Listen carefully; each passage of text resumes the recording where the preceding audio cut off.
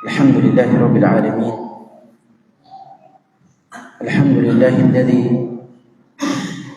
هدانا لهذا وما كنا لنهتدي لولا أن هدانا الله، وأشهد أن لا إله إلا الله وحده لا شريك له، وأشهد أن سيدنا وحبيبنا محمدا عبده ورسوله.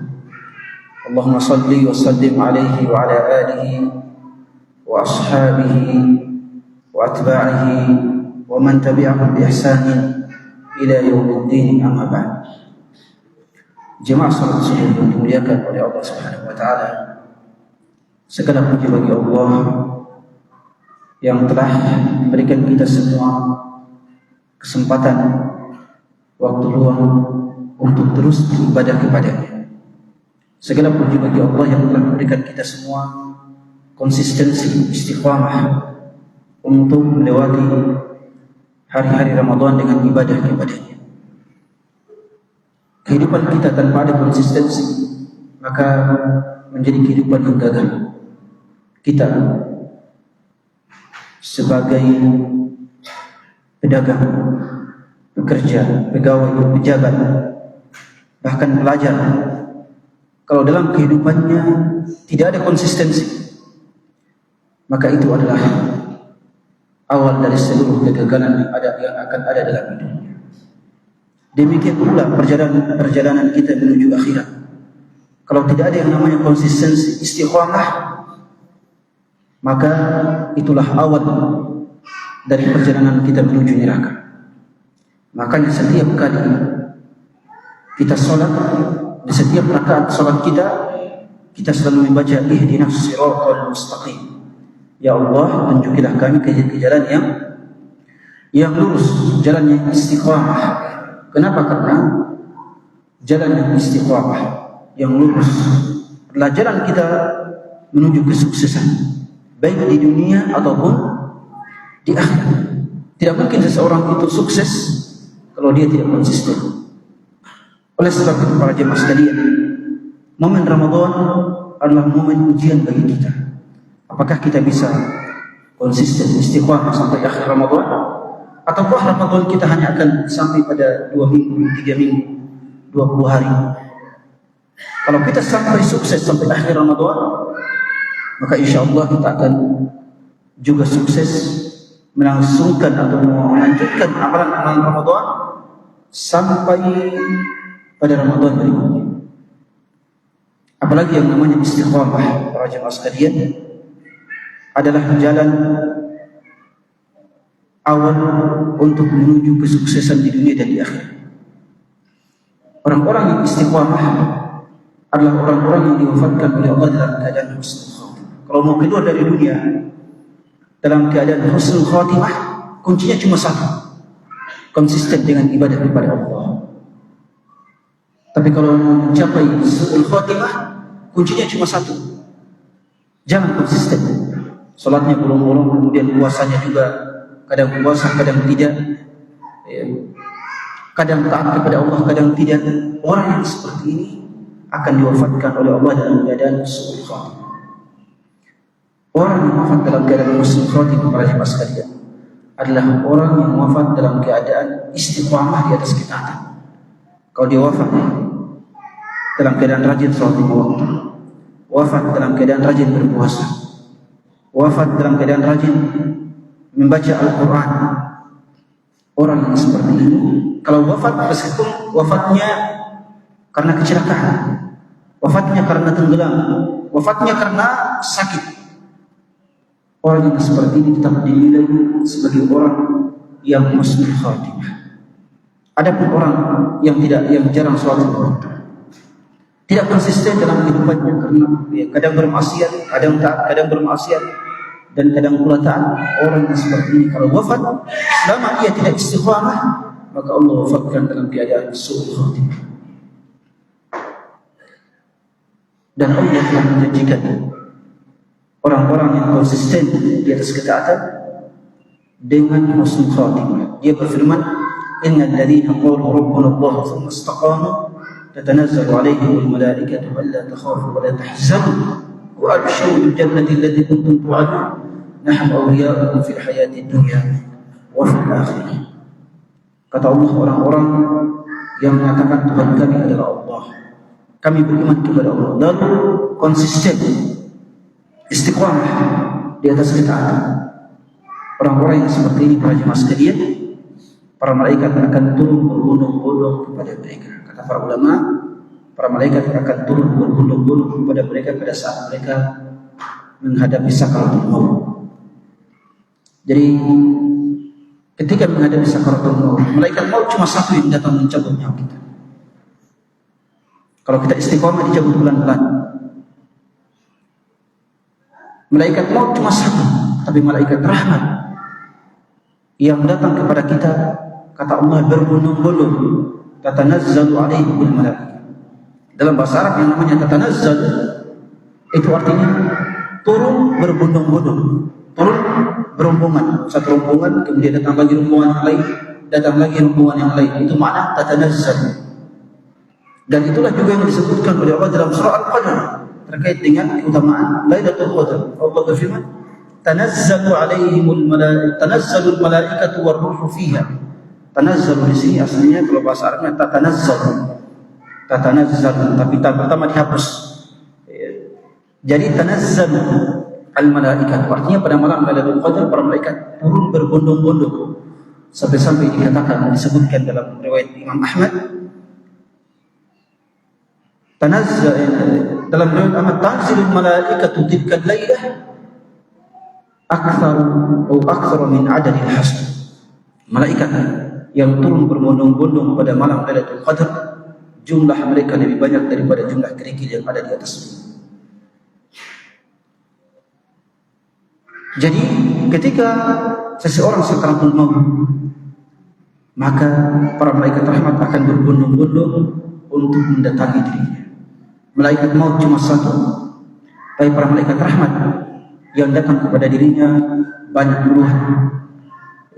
Mereka akan memberikan kabar gembira kepada orang yang su'ul khatimah atau yang husnul khatimah. Allah takhafu wa la tahzanu wa abshiru bil jannah. Dengan 3 kabar gembira. Yang pertama, janganlah takut. Yang kedua, janganlah sedih. Yang ketiga, bergembiralah. Kita kalau mau meninggal, kita sekarang, kita mau meninggal, misalnya hari ini kita pikir, mungkin hari ini saya akan meninggal. Perasaan kita itu bercampur antara dua perasaan. Yang pertama, kesedihan karena kita akan meninggalkan orang-orang yang kita cintai. Yang kedua, ketakutan. Apa yang Allah akan buat pada diri saya? Apakah saya akan diazab ataukah saya akan dirahmati? Setiap orang yang akan meninggal pasti akan merasakan dua, sedih dan takut. Tetapi orang yang konsisten di atas ketaatan dalam kehidupannya, ketika dia akan meninggal, dia tidak akan merasakan kesedihan dan tidak akan merasakan ketakutan. Kenapa? Ketika nyawanya dicabut, para malaikat akan mengatakan kepadanya, jangan takut. Para ulama mengatakan, jangan takut di sini bermakna jangan takut dengan dunia akhirat, dengan kuburan yang akan Anda datang. Jangan takut. Kemudian mereka mengatakan, jangan bersedih. Jangan bersedih dengan keluarga orang-orang yang Anda cintai, yang Anda tinggalkan. Jangan sedih. Karena apa yang Allah sediakan untuk Anda di alam kubur itu lebih baik daripada orang-orang yang Anda tinggalkan. Makanya ketika dalam salat jenazah, kita selalu berdoa kepada Allah. Allahumma abdilhu daran khairan min dari, wa ahlan khairan min ahlihi, wa zawjan khairan min zawjihi. Itu doa, salah satu doa dalam salat jenazah. Ya Allah, gantilah rumahnya dengan rumah yang lebih baik di akhirat, di alam kubur. Gantilah keluarganya dengan keluarga yang lebih baik di alam kubur. Gantilah istrinya dengan istri yang lebih baik di alam kubur. Gantilah suaminya, kalau seandainya perempuan, dengan suami yang lebih baik di alam kubur. Itu doa salat jenazah. Kalau dia istiqamah, maka malaikat sudah memberikan kabar gembira. Jangan bersedih, karena orang-orang yang akan menemanimu dalam kuburan lebih baik daripada orang-orang yang Anda cintai di dunia. Rumah yang akan Anda datangi lebih baik daripada rumah Anda di dunia. Itu kabar gembira para malaikat kepada orang yang wafat dalam keadaan istiqamah di jalan Allah di atas ketaatan. Kemudian kabar gembira ketiga, mereka mengatakan bergembiralah dengan surga Allah Subhanahu wa taala. Bergembiralah dengan surga Allah Subhanahu wa taala. Karena kuburan itu kalau kita orang yang saleh, Allah akan ubah kuburan kita. Allah akan ubah menjadi tempat yang sangat lapang sejauh kita memandang. Lalu kemudian kuburan itu dijadikan sebagai salah satu taman dari taman-taman surga. Mungkin ada yang bertanya, Ustaz, tapi kalau kita bongkar kuburan yang ada hanya jenazah, tidak ada di situ ada taman surga, tidak ada yang namanya siksa. Jawabannya adalah bahwa meskipun di kuburan itu hanya jenazah yang ada, tapi pada hakikatnya di balik itu, di balik alam gaib kuburan itu ada siksaan ataupun ada kenikmatan. Seperti kita, hati kita itu hati yang sedih, hati yang senang, hati itu kita tidak pernah lihat, tapi kita bisa rasakan. Dan hati itu di mana tempatnya? Hati itu di jantung kita tempatnya. Kalau kita bedah jantung kita, apakah kita bisa melihat hati? Kita bedah jantung kita, apakah kita melihat kesedihan, ada amarah, ada senang, bahagia? Tidak. Tidak, karena hati itu adalah hal yang gaib. Sama halnya dengan alam gaib kuburan. Memang yang terlihat hanyalah jenazah, tapi di balik gaibnya ada siksa atau ada kenikmatan. Demikian pula hati kita. Yang kita bedah adalah jantung. Tidak ada hati di situ. Kita tidak melihat yang namanya perasaan-perasaan, tidak. Yang ada cuma jantung. Tapi di balik jantung itu ada hal gaib, yaitu hati kita. Demikian pula pikiran kita. Pikiran kita, kalau kita bedah kepala kita, yang terlihat cuma otak. Yang ada cuma otak. Tapi di balik alam gaib otak itu ada pikiran. Kita berpikir. Jadi untuk mengetahui pikiran seseorang tidak bisa diketahui hanya dengan membedah otaknya. Karena pikiran itu merupakan alam gaib yang berada di balik otak kita.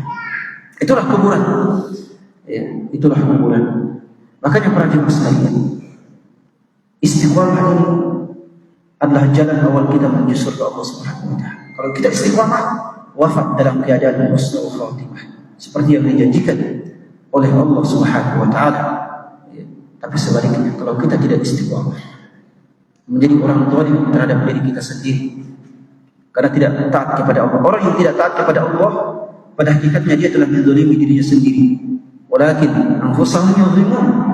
Mereka tidak menzalimi Allah, tapi mereka hanya menzalimi diri mereka sendiri. Orang yang seperti ini akan diwafatkan oleh Allah dalam keadaan su'ul khatimah. Orang yang tidak konsisten pasti wafat dalam keadaan su'ul khatimah, pasti. Kecuali kalau sebelum itu dia bertobat.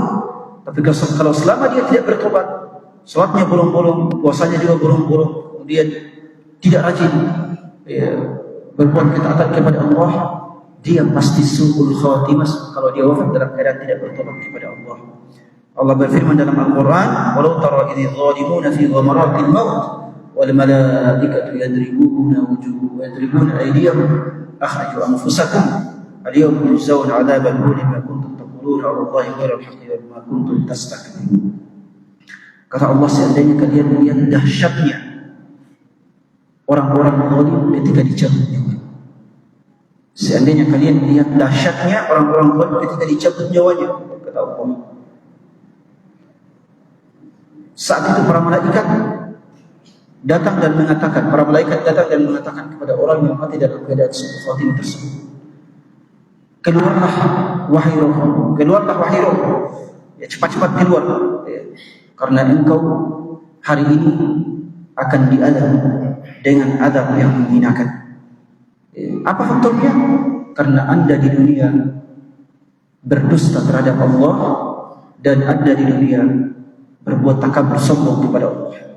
Orang yang tidak taat kepada Allah pada hakikatnya adalah orang yang sombong kepada Allah. seperti orang seperti kita memiliki teman, kita sudah bantu,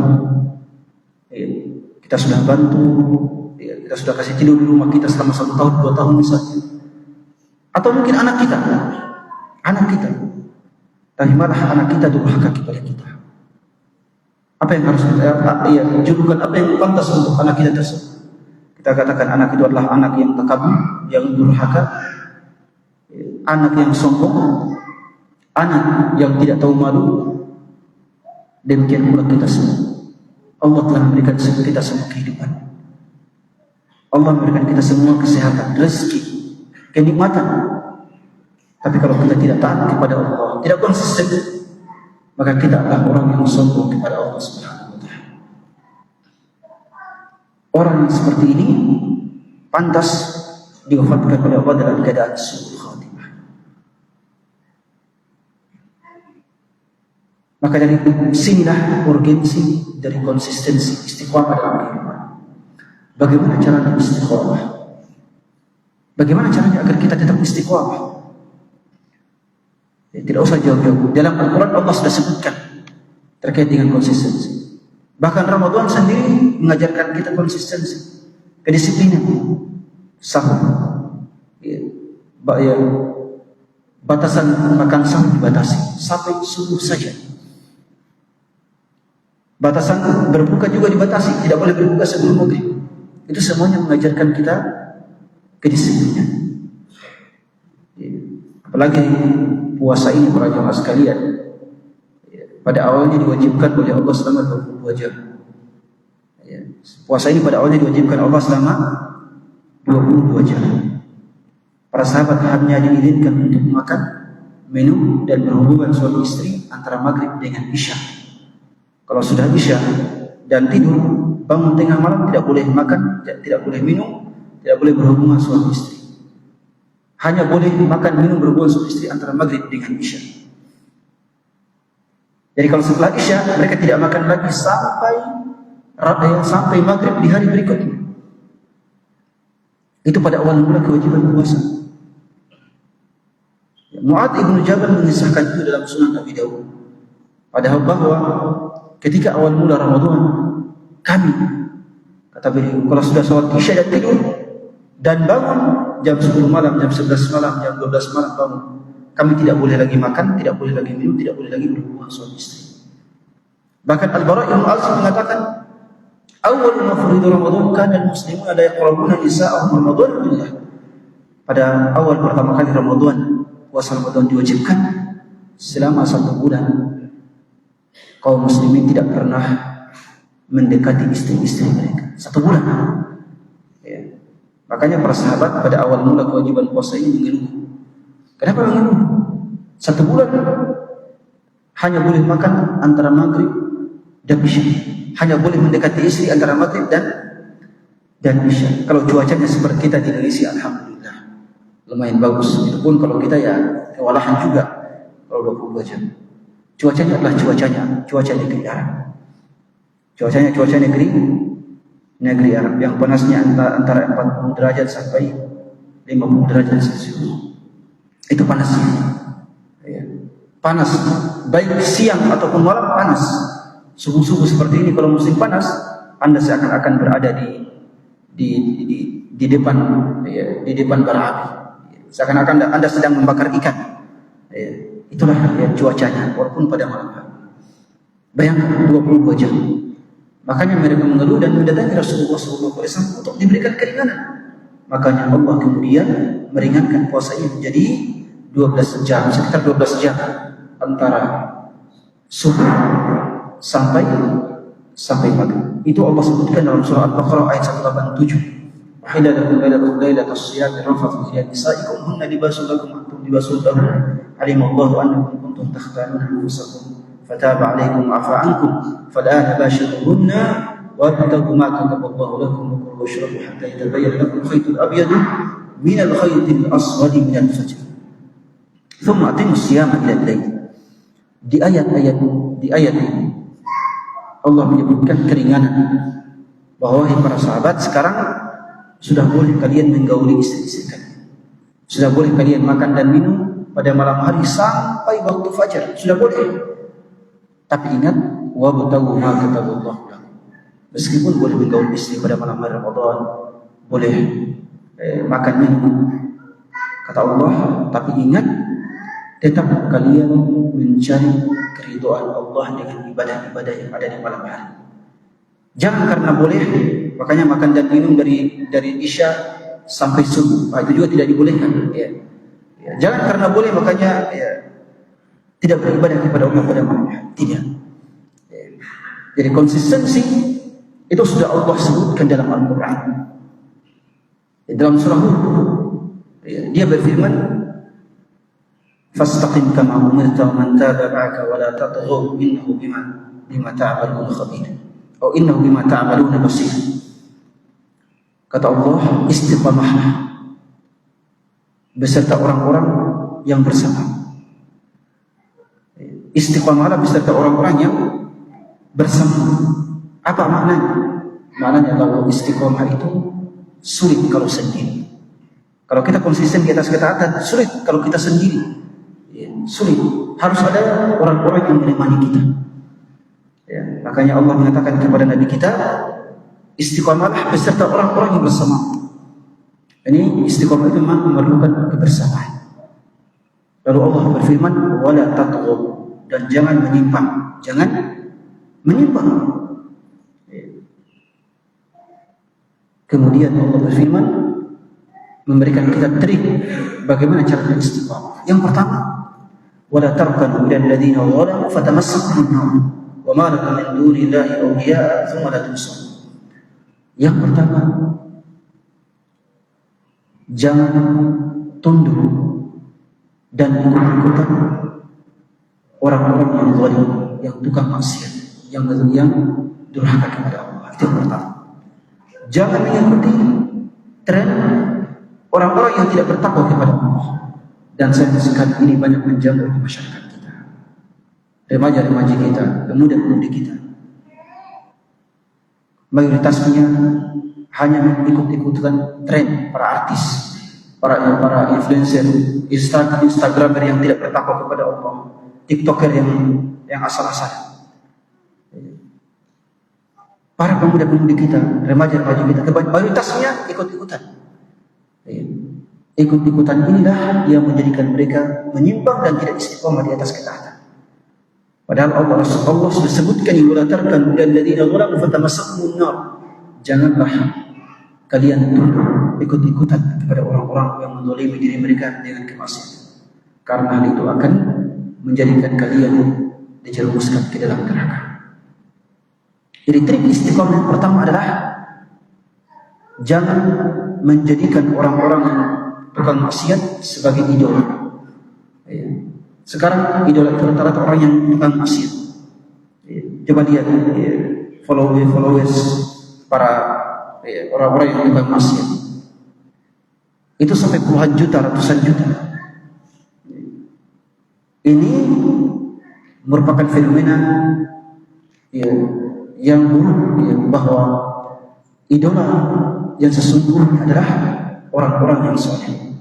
Kita harus mengikuti orang-orang yang soleh dan bukan orang-orang yang menzalimi diri mereka sendiri dengan berbagai macam kemaksiatan dan durhaka kepada Allah Subhanahu wa taala. Ini perintah pertama untuk kita istiqamah. Jangan bersahabat dengan orang-orang yang tukang maksiat, tapi bersahabat dengan orang-orang yang soleh, yang rajin beribadah kepada Allah Subhanahu wa taala. Rasulullah bersabda, al-mar'u 'ala dini khalilihi. Seseorang itu tergantung pada perilaku sahabatnya. Kalau sahabat kita bagus, alhamdulillah, kita juga akan bagus insyaallah. Sebaliknya kalau sahabat kita buruk, kita juga akan menjadi orang yang buruk. Kemudian trik kedua untuk istiqamah adalah memperbanyak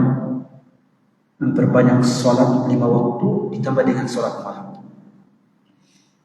Dan Ramadan mengajarkan kita untuk konsisten dengan sholat malam. Sholat tarawih itu kan agar kita konsisten dengan sholat malam.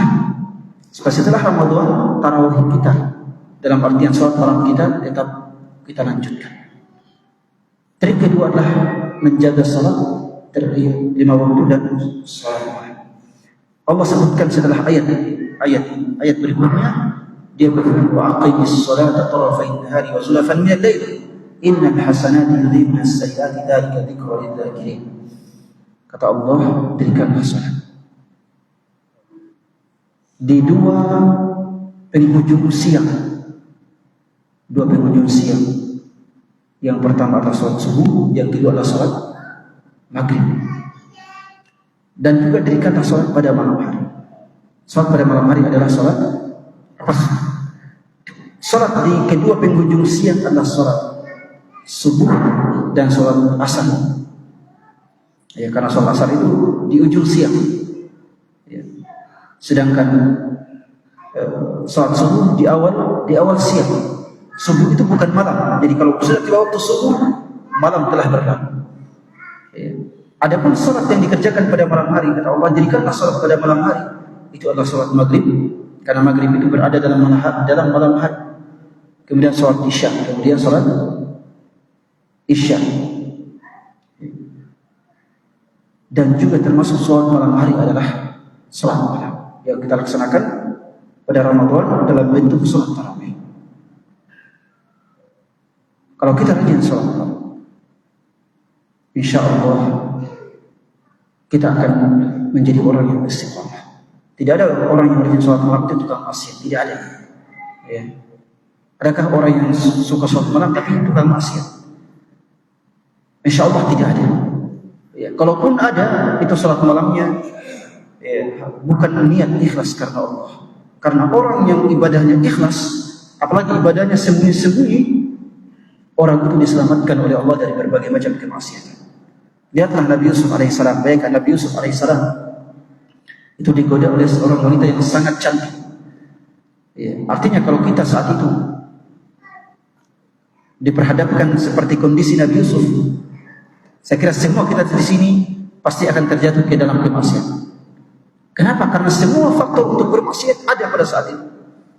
Pertama, wanitanya sangat cantik, sudah tidak punya lagi pakaian.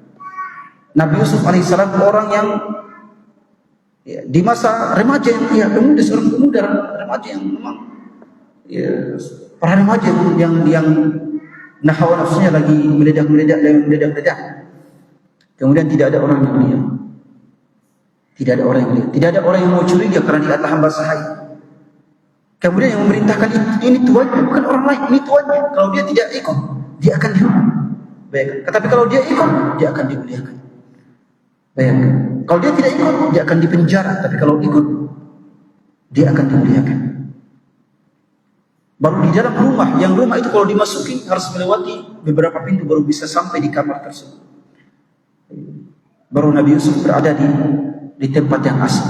Kita kalau berbuat maksiat di hadapan keluarga, ya, di hadapan teman-teman, kita merasa malu.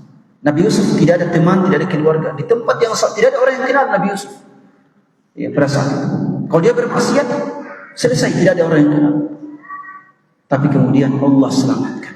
Allah selamat. Apa faktor keselamatan Nabi Yusuf? Allah berfirman dalam surah Yusuf, "Innahu min ibadina al-mukhlisin." Innahu min ibadina al-mukhlisin. Kata Allah, sesungguhnya Nabi Yusuf itu adalah hamba kami yang ikhlas. Jadi kalau kita ingin ikhlas, ibadah kita selalu ikhlas, insya Allah tidak akan diberikan keistiqomahan oleh Allah. Intinya apa? Ikhlas. Kenapa ada orang yang rajin sholat 5 waktu 1 tahun, setelah itu malas puasa? Ada orang yang rajin puasa, setelah itu malas puasa. Ada orang yang rajin ke masjid, tapi 1 bulan 2 bulan sudah tidak lagi terlihat di masjid. Apa faktornya? Faktor utamanya adalah tidak adanya keikhlasan dalam hati.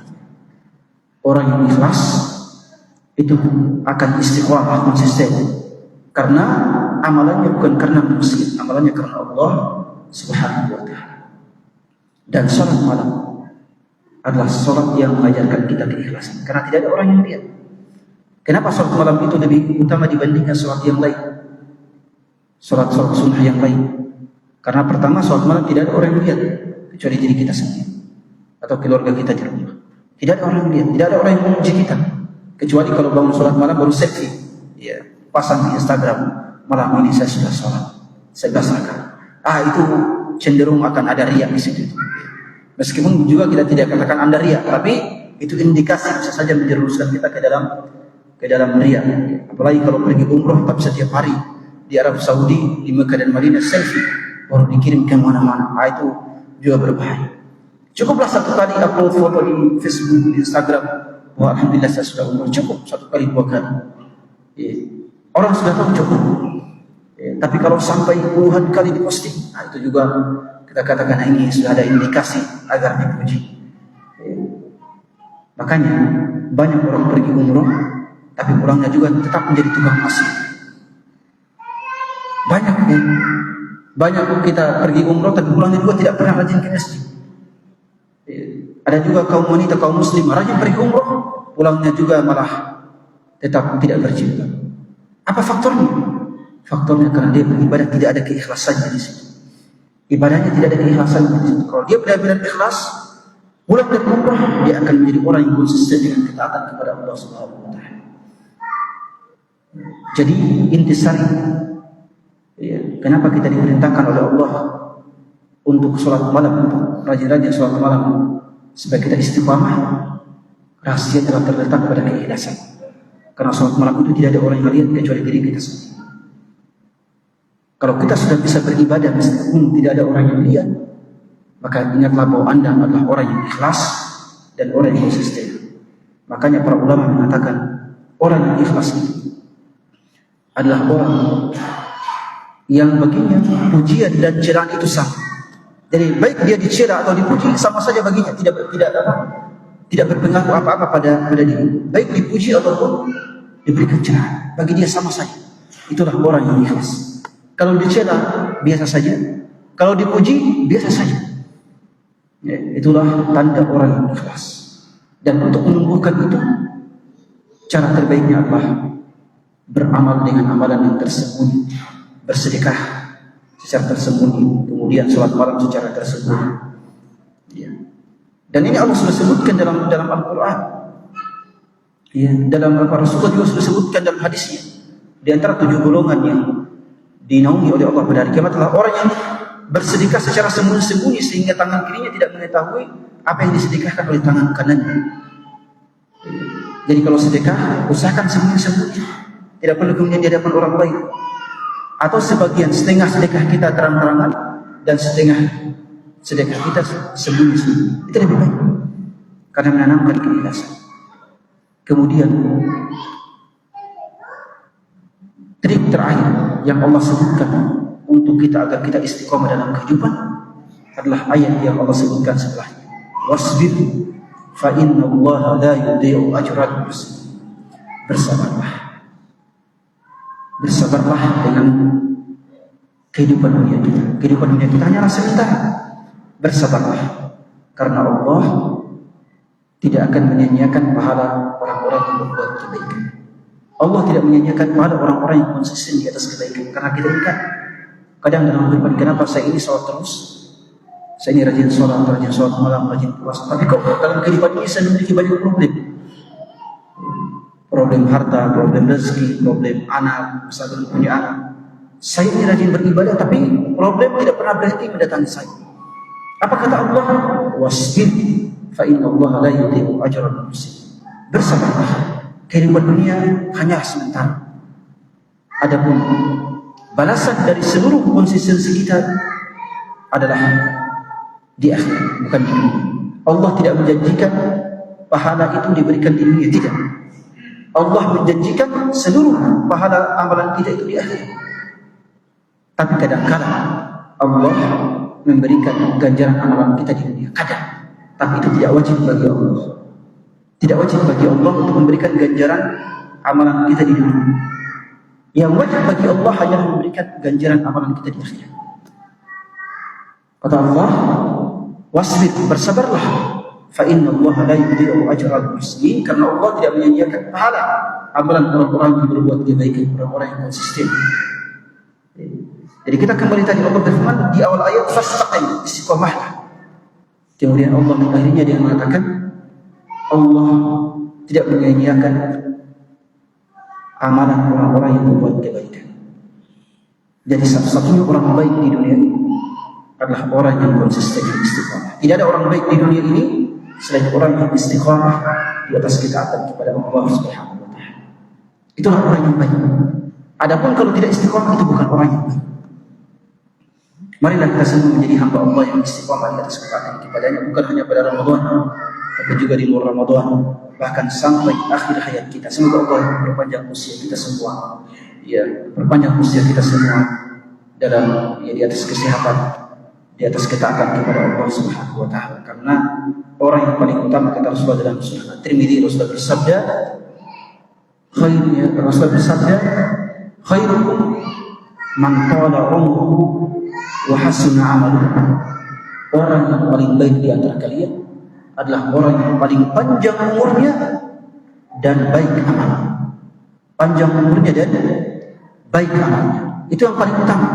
Ya, jadi di sini orang-orang tua saya di sini, masya Allah, yang sudah berusia 60-70, lalu amalannya baik, itu lebih baik dari kita yang muda-muda, ya, yang masih berusia 30-40. Mereka lebih baik. Ya, mereka lebih baik. Kenapa? Karena pertama, mereka panjang umurnya dan amalannya lebih banyak daripada kita. Amalan mereka lebih banyak daripada kita. Ya, makanya orang yang panjang umur dan amalnya baik itu lebih dimuliakan oleh Allah, karena amalannya sangat banyak dibandingkan dengan orang yang pendek. Itulah orang yang paling baik di sisi Allah Subhanahu wa taala. Semakin panjang umur, semakin istiqamah, maka dia semakin mulia di hadapan Allah Subhanahu wa taala. Semoga Allah memperpanjang umur kita di atas ketaatan, kemudian dalam balutan kesehatan. Karena juga kalau panjang umur tetapi sakit-sakitan, itu juga problem, ya. Ya, kalau panjang umur sakit-sakitan, nah itu juga problem, menyusahkan diri sendiri dan juga menyusahkan anak istri, ya, menyusahkan keluarga cucu-cucu kita. Ya, makanya kadang kalau orang tua kalau sudah sakit-sakitan, dia selalu berpikir lebih baik meninggal daripada hidup, karena memang, ya, tua dalam keadaan sakit-sakitan itu juga adalah sebuah hal yang berat, ya. Maka kita selalu meminta kepada Allah agar semuanya diberikan kesehatan oleh Allah, ya, umur yang panjang dalam balutan kesehatan dan di atas ketaatan kepada Allah Subhanahu wa taala, karena orang yang paling utama adalah orang yang panjang umurnya dan baik amalnya. Semoga Allah Subhanahu wa taala kita semua, rahmati kita semua, juga mengeluarkan, membebaskan nama-nama kita dari DPO, dari data DPO-nya para malaikat penjaga neraka. Jadi pembebasan dari api neraka itu maknanya nama kita dihilangkan dari daftar pencarian orang yang akan dimasukkan ke dalam neraka. Itu namanya kita dibebaskan dari api neraka. Dan pembebasan dari api neraka itu lebih penting, lebih urgen, lebih utama daripada diampuni. Karena kalau kita diampuni, maknanya dosa kita dihapus. Dosa kita di catatan amalan kita dihapus. Tapi kalau dibebaskan dari api neraka, yang dihapus bukan hanya dosa kita, tapi yang dihapus adalah nama kita. Nama kita selamanya tidak akan pernah dimasukkan ke dalam data orang-orang yang masuk ke dalam neraka Allah Subhanahu wa taala. Allahumma inna nas'aluka al-huda wat tuqa wal 'afafa wal ghina. Allahumma ighfir lana warhamna wa'atik riqabana minan nar. Allahumma innaka 'afuwun karim tuhibbul 'afwa fa'fu 'anna. Allahumma ighfir lana wa lil muslimina wal muslimat wal mu'minina wal mu'minat wal ahya'i minhum wal amwat. Allahumma ighfir lana wa liwalidayna warhamhum kama rabbayana shighara. Allahumma hab lana min azwajina wa dhurriyyatina qurrata a'yun waj'alna lil muttaqina imama. Allahumma inna nas'aluka husnal khatimah wa na'udzu bika min sayyi'iha ya rabbal alamin. Rabbana atina fid dunya hasanah wa fil akhirati hasanah wa qina adzaban nar. Subhana rabbika rabbil izzati amma yasifun wa salamun 'alal mursalin walhamdulillahi rabbil alamin.